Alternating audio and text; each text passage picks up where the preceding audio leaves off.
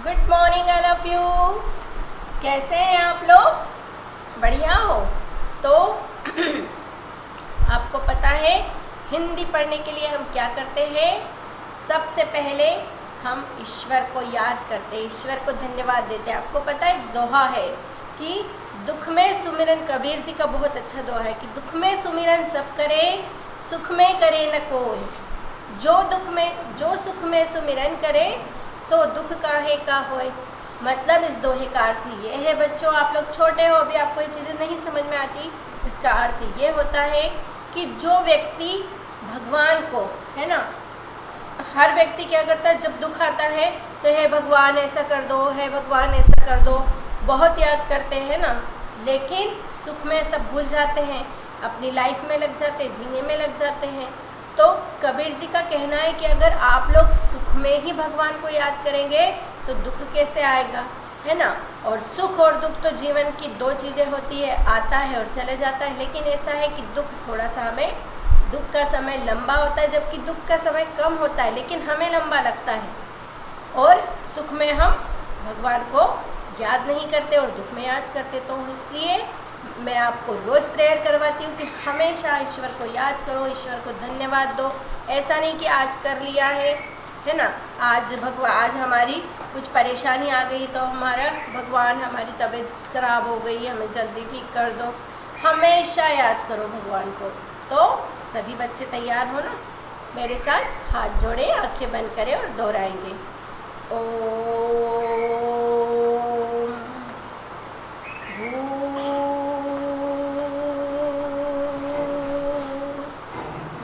भुवस्वः तस्य वितुर्वरेण्यं भर्गो देवस्य धीमहि धियो यो नः प्रचोदयात्।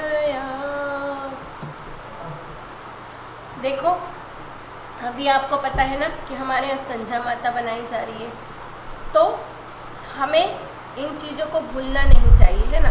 सबके समाज की, सबके धर्मों की अपनी अपनी परंपराएं, अपनी अपनी संस्कृति होती है ना। और हर संस्कृति, हर परंपरा का अपना एक उद्देश्य होता है। बिना उद्देश्य के कोई चीज़ें नहीं होती है। आप लोग सोच रहे होंगे ना कि जिन परिवारों में संध्या माता बनाई जाती थी, धीरे धीरे ये सारी चीज़ें क्या हो रही है, हमारी संस्कृति विलुप्त होती जा रही। तो इसे हमें बचा के रखना। हर चीज़ के पीछे कोई उद्देश्य छुपा होता है ना, उसका कोई वैज्ञानिक कारण होता है, धार्मिक कारण होता है।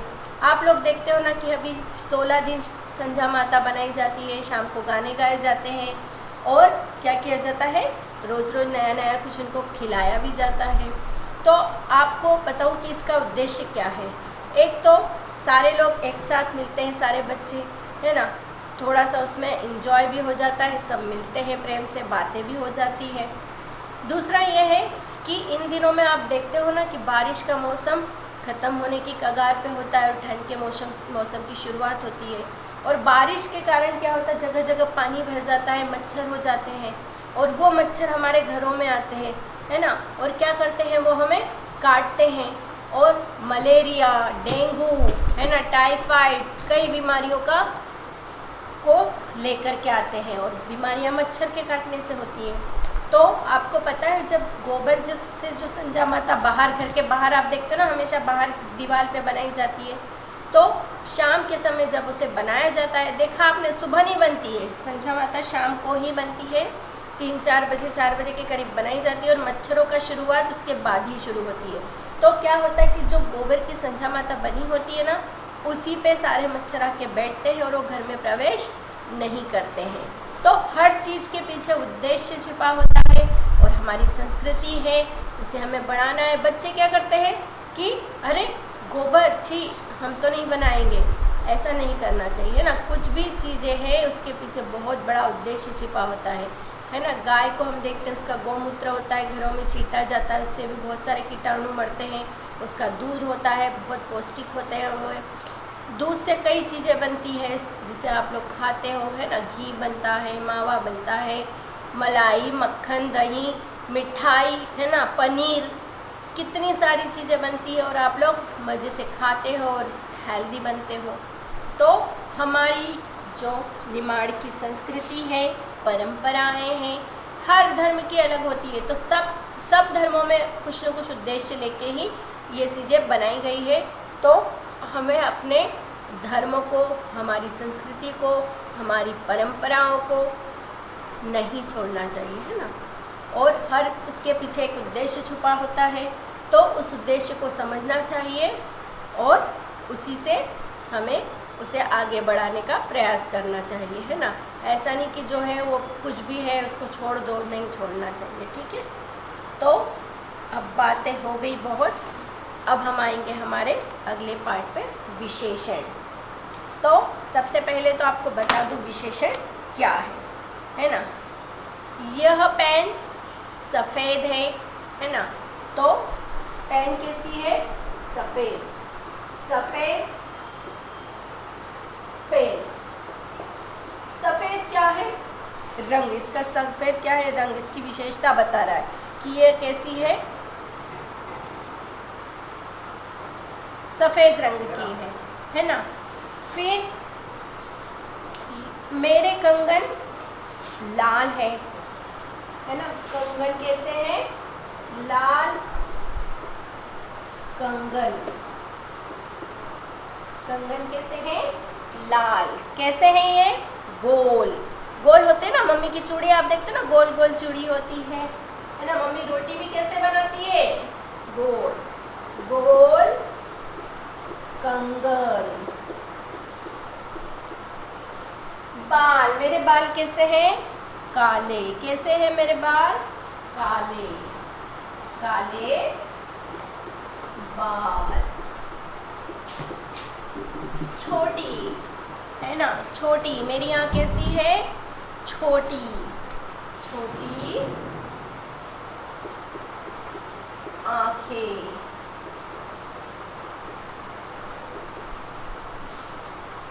अब मैंने बोला यह पेन सफ़ेद है ना। फिर मेरी चूड़ी गोल है। तो जिस चीज़ की विशेषता बताई जाती है ना। जैसे मैं कौन हूँ? एक व्यक्ति हूँ। यह क्या है? वस्तु है ना। मैं सर्वनाम है, यह सर्वनाम है। तो संज्ञा और सर्वनाम की जो विशेषता बताता है वो विशेषण होता है।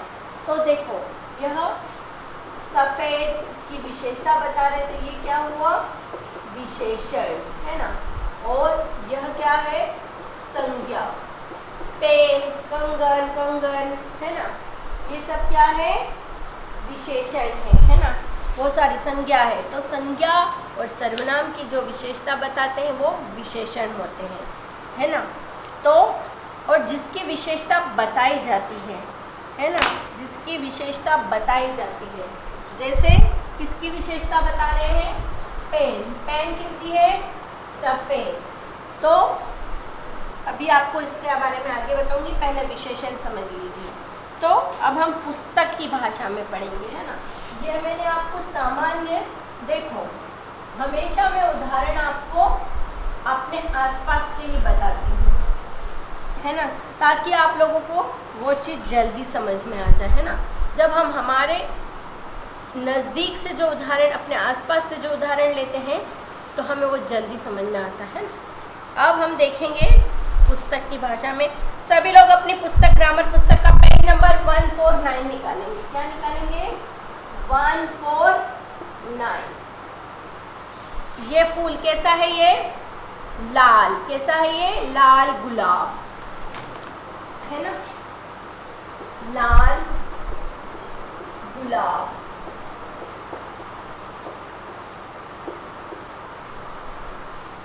गोल गेंद, सुंदर मोर। गोल गेंद, सुंदर मोर। फिर आती है मीठा आम। बहुत आम खाए ना आप लोगों ने, अब नहीं मिलेगा, अब जाम के दिन आने वाले हैं, ठंड आने वाली है ना। तो देखिए, लाल गुलाब। लाल क्या है? गुलाब की विशेषता है कि वो कैसा है? जो विशेषता बताई जाती है वो विशेषण कहलाता है। तो गुलाब की विशेषता क्या है कि वो लाल है। गेंद कैसी है, इसकी विशेषता क्या है, गोल है। मोर कैसा है, सुंदर है। आम कैसा है, मीठा है। तो जिसकी विशेषता बताई जाती है वो विशेषण होता है। जो बता रहे हैं ये संज्ञा है। संज्ञा और सर्वनाम की जो विशेषता बताते हैं वो क्या होते हैं, सर्वनाम, है ना। संज्ञा शब्दों की विशेषता बता रहे हैं, इसलिए क्या है, विशेषण होते हैं, है ना। और विशेषण शब्दों के द्वारा गुलाब, गो, गेंद, मोर, आम की विशेषता बताई गई, अतः इन्हें विशेष्य कहा जाएगा।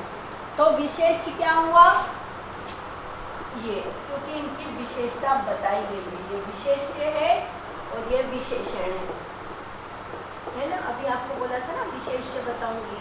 तो ये संज्ञा और सर्वनाम है और इनकी विशेषता बताने वाले शब्द विशेषण कहलाते हैं, और जिनकी विशेषता बताई जाती है वो विशेषण होता है।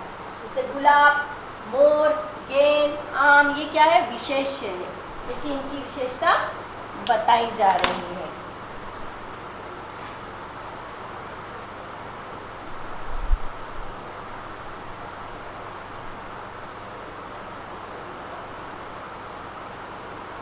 अब हम आएंगे विशेषण के भेद, है ना। विशेषण क्या है आपको बहुत अच्छे से समझ में आ गया।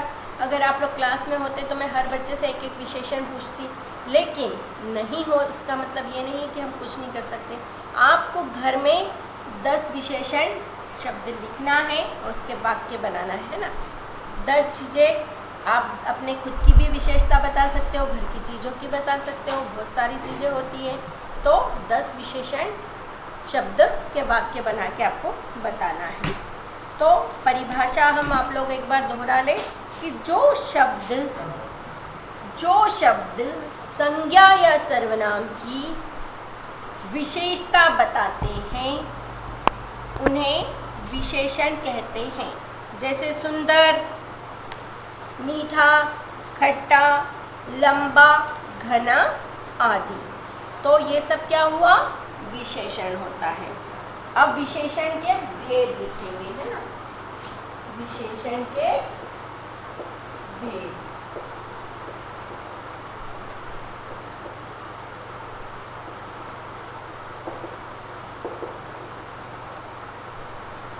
विशेषण के 4 भेद हैं, है ना। विशेषण के 4 भेद है। पहला है गुणवाचक।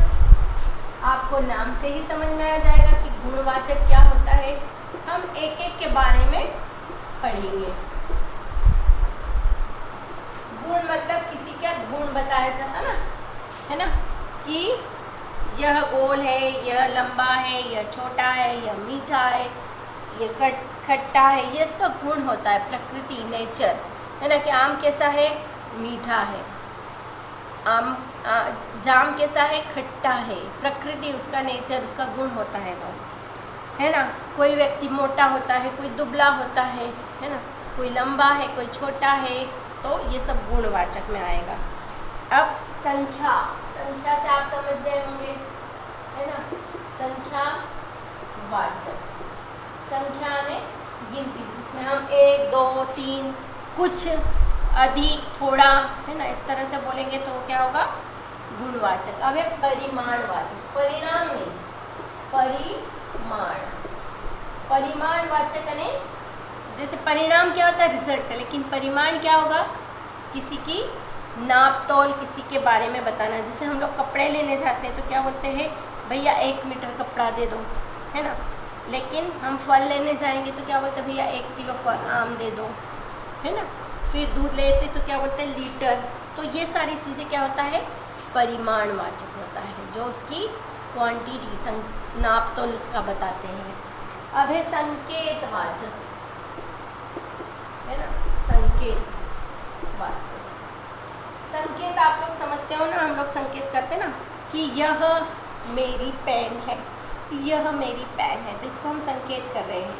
वह मेरा स्कूल है, वह मेरा घर है।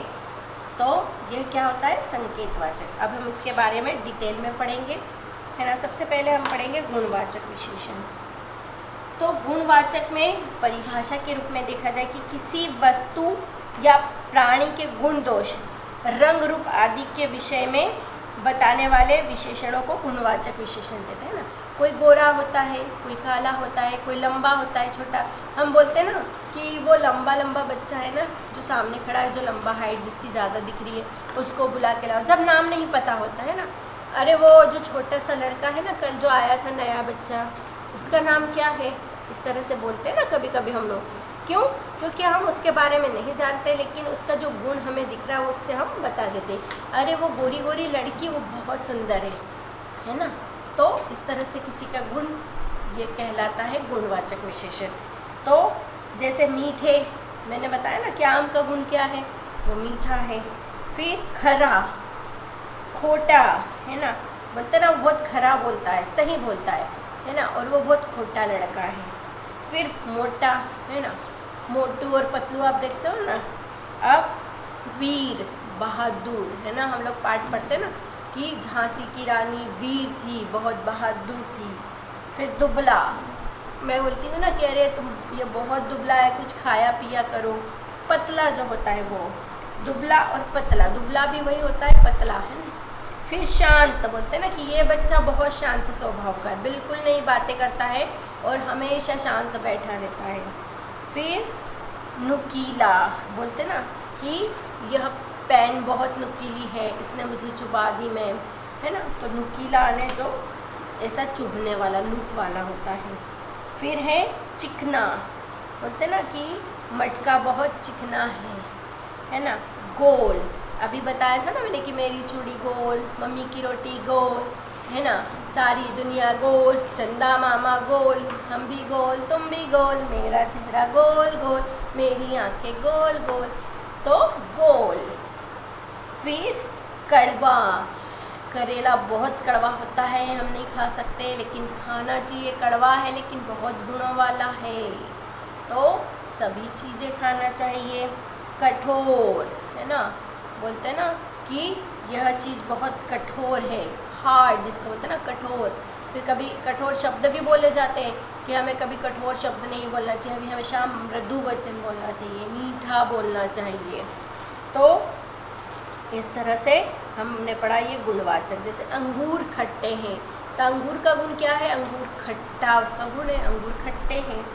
राम ईमानदार बालक है, राम कैसा है, ईमानदार है ना, ऑनेस्ट लड़का है, तो उसका क्या है गुण, वो ईमानदार। मैम बोलती है ना कि वो कभी झूठ नहीं बोलता है, हमेशा सच। तो अपना गुण ऐसा एक नेचर बनाना चाहिए कि विश्वास होना चाहिए व्यक्ति को कि नहीं ये कभी झूठ नहीं बोलता, हमेशा सच बोलता है ना।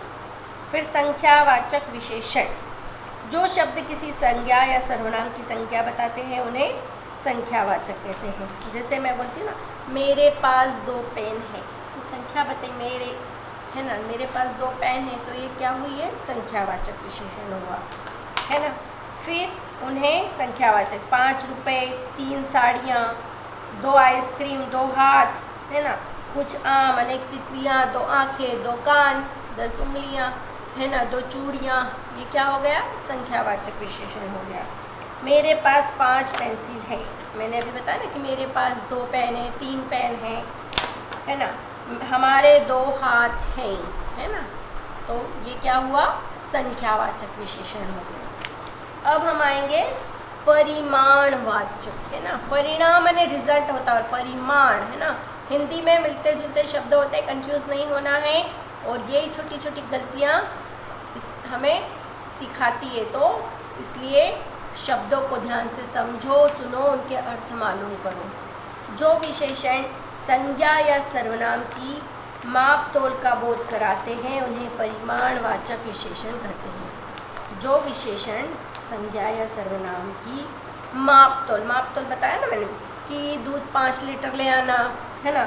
फिर मेरे पास 5 मीटर कपड़ा मुझे चाहिए, तो जो क्वांटिटी बताता है ना, नाप तोल बताता है कि मम्मी अब घर से भेजती है ना कि जाओ बेटा 5 चॉकलेट ले आना, ये संख्यावाचक हो गया। लेकिन जहाँ पे हम किलो, लीटर, मीटर, है ना, ये क्या बताता है, उसकी नाप तोल बताता है कि इतना फिक्स इतना चाहिए। तो आपको मम्मी बोलती है ना जाओ 2 किलो पोहे लेके आओ, आप दुकानदार पे जाके बोल देते हो कि 2 किलो पोहे दे दो, तो ये क्या कहलाता है? परिमाण। जैसे किसान 10 किलो चावल लाया, मोहन 2 लीटर दूध लाया, है ना। 10 किलो चावल, 1 कटोरी दाल, 5 किलो चीनी, 1 लीटर दूध। समझ गए होंगे आप क्या होता है ये। अब है संकेतवाचक या सार्वनामिक विशेषण, है ना। सार्वनामिक है ना, सर्वनाम आप समझते हो ना। सर्वनाम से जैसे मेरा, तेरा, इसका, उसका, ये सर्वनाम है तो उसको सार्वनामिक भी बोलते हैं। जैसे मैंने बोला ना, यह पेन मेरी है, यह बोर्ड सफ़ेद है, वह हमारा स्कूल है, यह पंखा है ना, वह मेरा भाई है। तो यह सार्वनामिक होता है या संकेतवाचक होता है। यह वह, इसमें यही होता है, यह और वह। तो और उसके बहुवचन होते हैं, यह का वे, वह का वे। तो जो विशेषण शब्द संज्ञा या सर्वनाम की ओर संकेत करते हैं उन्हें संकेतवाचक विशेषण कहते हैं। जैसे यह आदमी, वह बंदर, वे लोग आदि। जैसे यह अंगूर खट्टे हैं, वह बंदर डाल पर है, वे नाच रहे हैं, यह पुस्तक है। तो ये 2 होते हैं, यह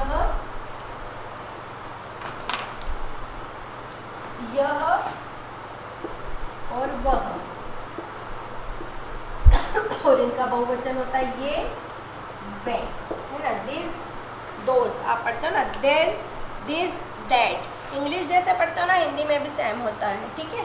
फिर यहाँ पे संख्याएं बताई जाती है, 1, 2, 3, है ना। और परिमाण में क्या होता है? नापतोल बताया जाता है।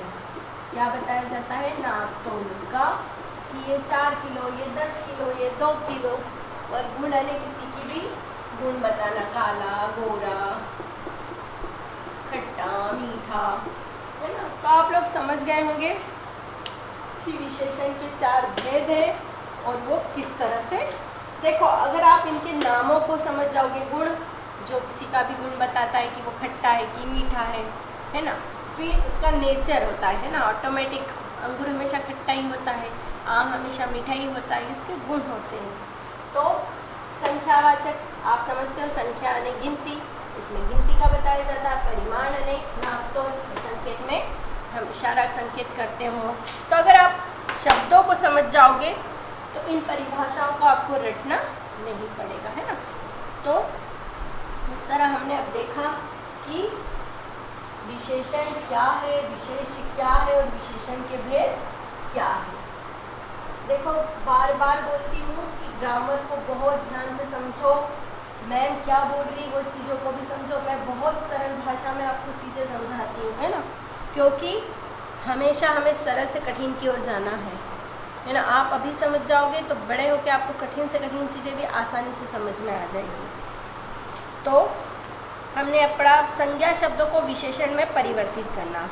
संज्ञा और विशेषण, नगर का नागरिक, वर्ष का वार्षिक, धर्म का धार्मिक, ये संज्ञा शब्द है और इसको विशेषण में इस तरह से बदला गया है। अभिमान का अभिमानी, ये सारी चीज आपको शब्दों को पढ़ना है और आपको क्या करना है? दोहराना है ना, समझना है इनको।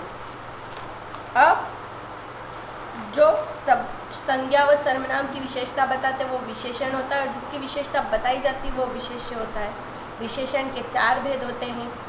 सबसे पहला होता है, हमने अभी पढ़े हैं ना, गुणवाचक, संख्यावाचक, परिमाणवाचक और संकेतवाचक। तो इस तरह से हमारा ये विशेषण वाला भी समाप्त हो रहा है। अभी आप छोटी क्लासों में हैं, छोटी छोटी चीज़ें आपको बताई जाती है ना, और आसान तरीके से समझाई जाती है। लेकिन यही चीज़ें धीरे धीरे क्या होती है, बड़ा रूप लेती जाती है और ग्रामर इसी तरह आगे बढ़ती जाती है। जब आप छोटी क्लास में थे तो केवल विशेषण बताया था आपको, अब आपको विशेष्य भी बताया गया है, विशेषण के भेद भी बताए गए हैं।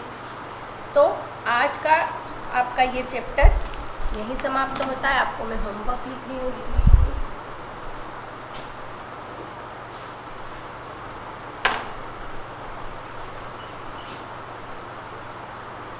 आपको अपने घर में ही आपको 10 तो विशेषण शब्द मिल जाएंगे। तो आपको 10 विशेषण शब्दों से वाक्य बनाएं। और ये होमवर्क आपको किसमें करना है? अपनी क्लास वर्क कॉपी में। किसमें करना है? क्लास वर्क कॉपी में। आप ये लिख लीजिए।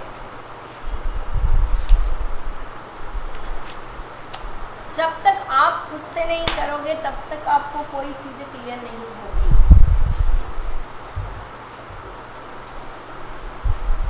होमवर्क अच्छे से लिख लीजिए। फिर आप पूछते हो व्हाट्सएप पे मैम होमवर्क क्या है ना? तो सब कुछ रहता है वीडियो में, फिर भी आप लोग, क्योंकि इसका मतलब है कि आप ध्यान से नहीं देख रहे हो।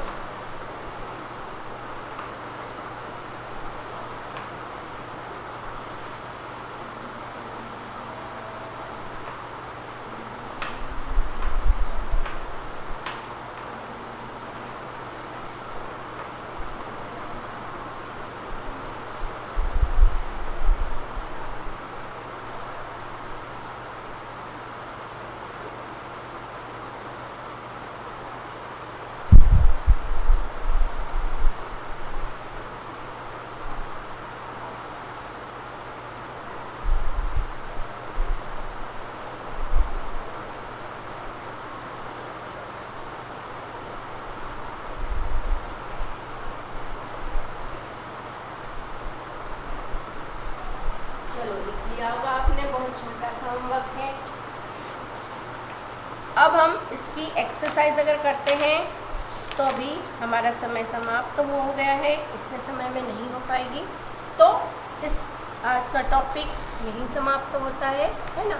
और एक्सरसाइज में आपको अगली क्लास में करवाऊंगी, है ना। तो आपको सभी को इसे कम से कम 1 से 2 बार पढ़ना है।